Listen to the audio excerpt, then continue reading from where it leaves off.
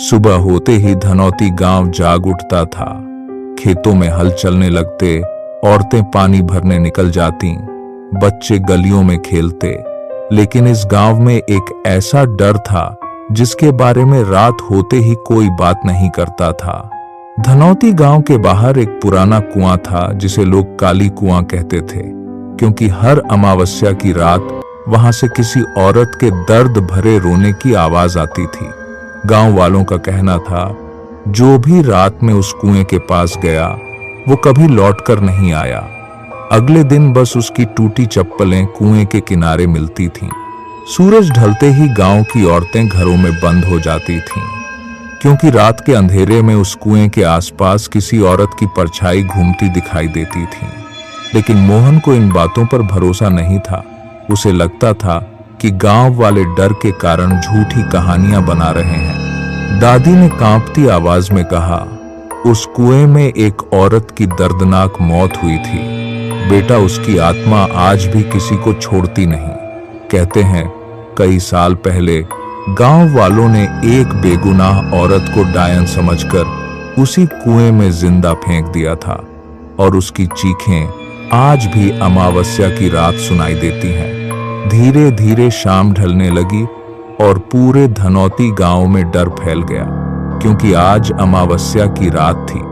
मोहन ने मन ही मन फैसला कर लिया था, आज वो खुद काली कुएं का सच पता लगाएगा, चाहे वहां मौत ही क्यों ना उसका इंतजार कर रही हो। जैसे जैसे मोहन काली कुएं के करीब पहुंच रहा था, वैसे वैसे किसी औरत के रोने की आवाज और तेज होती जा रही थी।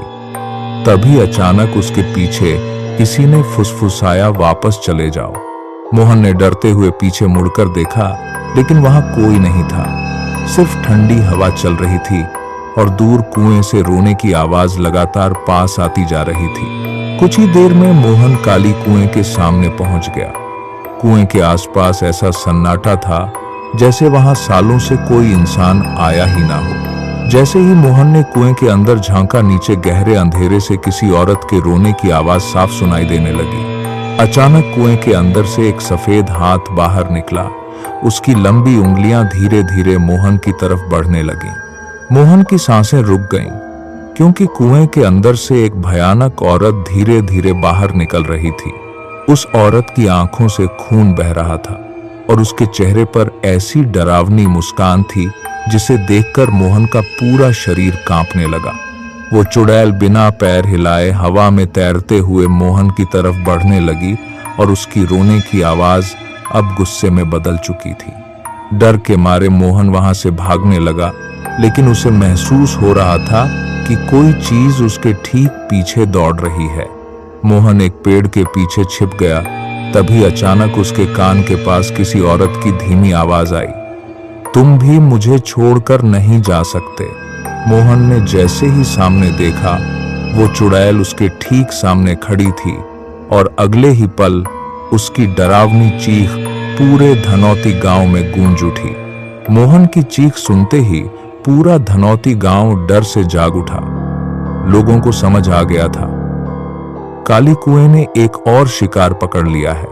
गांव वाले मंदिर के पास जमा हो गए, लेकिन किसी की हिम्मत नहीं हो रही थी कि रात में काली कुएं की तरफ जाए।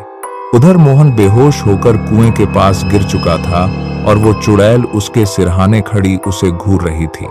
लेकिन अचानक चुड़ैल की आंखों में गुस्सा नहीं, दर्द दिखाई देने लगा, जैसे वो मोहन को कुछ बताना चाहती हो। मोहन को दिखाई देने लगा कैसे सालों पहले गांव वालों ने उस बेगुनाह औरत को डायन समझकर जिंदा कुएं में फेंक दिया था। वो औरत घंटों कुएं में मदद के लिए चिल्लाती रही, लेकिन किसी ने उसकी आवाज नहीं सुनी और आखिरकार वहीं उसकी मौत हो गई। मोहन अचानक होश में आया, लेकिन चुड़ैल गायब हो चुकी थी। वहां सिर्फ एक पुराना चांदी का लॉकेट पड़ा था। जैसे ही मोहन ने वो लॉकेट उठाया, उसके कानों में फिर वही औरत की आवाज गूंजी, मुझे इंसाफ दिलाओ। सुबह होते ही मोहन किसी तरह गांव वापस पहुंचा, लेकिन उसे जिंदा देखकर पूरे गांव के लोगों के चेहरे पर डर फैल गया। दादी ने जैसे ही वो लॉकेट देखा, उनके हाथ कांपने लगे, क्योंकि वो लॉकेट उसी औरत का था जिसे सालों पहले कुएं में मारा गया था। दादी की आंखों में डर साफ दिखाई दे रहा था। उन्होंने धीरे से कहा, इस लॉकेट के वापस आने का मतलब है चुड़ैल अब अपना बदला पूरा करेगी। मोहन ने जब गांव वालों को सारी बात बताई तो पूरे धनौती गांव में खौफ फैल गया, क्योंकि आज तक कोई भी काली कुएं से जिंदा वापस नहीं आया था। गांव के पुजारी ने बताया, उस चुड़ैल की आत्मा को शांति तभी मिलेगी जब उसकी मौत का सच पूरे गांव के सामने आएगा। पुरानी तस्वीर देखकर गांव वालों को याद आया, उस औरत का नाम गौरी था और वो असल में कभी डायन थी ही नहीं। असल में गांव के जमींदार ने अपनी सच्चाई छुपाने के लिए गौरी पर डायन होने का झूठा आरोप लगाया था। सालों बाद पहली बार गांव वालों को अपनी गलती का एहसास हुआ, लेकिन शायद अब बहुत देर हो चुकी थी।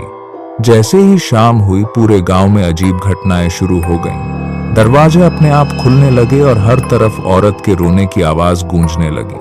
अचानक लोगों ने देखा, काली कुएं वाली चुड़ैल गांव के एक घर की छत पर खड़ी थी और उसकी आंखें आग की तरह जल रही थीं। लेकिन इस बार चुड़ैल किसी और को नहीं, सीधे उस पुराने जमींदार के घर की तरफ इशारा कर रही थी। मोहन समझ चुका था, चुड़ैल अपना असली बदला लेने जा रही है और अगर आज सच सामने नहीं आया तो पूरा धनौती गांव खत्म हो जाएगा। डर के बावजूद मोहन गांव वालों को लेकर जमींदार की हवेली में घुस गया, लेकिन अंदर कदम रखते ही ऐसा लगा जैसे कोई अदृश्य चीज उन्हें घूर रही हो।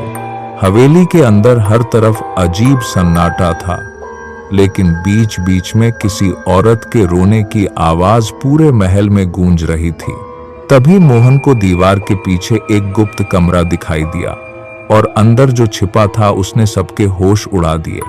उस कमरे में जमींदार की पुरानी डायरी मिली, जिसमें लिखा था कि गौरी निर्दोष थी और उसे लालच में मार डाला गया था।